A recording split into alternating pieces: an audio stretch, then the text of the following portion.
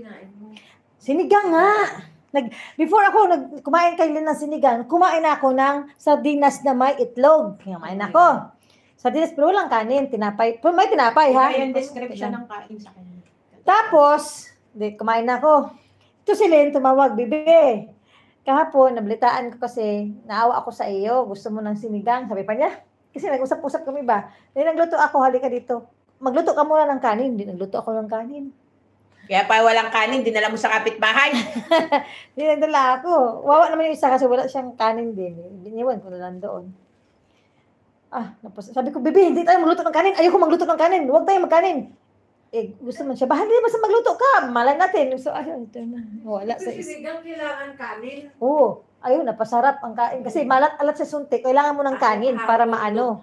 Ano yun? Yung pusit. Ayun, shit, masarap. Pero simula, no, parang mamapakaya kayo. Ang sarap ng Dahil pusit. kumain ako ng pusit. Ngayon kaya. Yung alam mo yung pusit na ginagawang soup ng inject?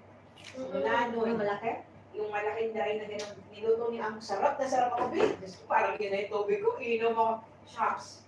Pag kinabukasan, buti ay ako, skin, may dugo ang skin ko. Simula nun. Kahit tapos, nung sumunod na yung pusit, kumain na naman ako, tapos hindi ako mapakain, hindi ako nakunaon. Kasi nga, instead na kain, labo ng ginawa ko sa pusit. Dahil ang sarap eh. Hindi na. Kahit sabihin mo nandyan, pinipilit ko ang sarili ko kasi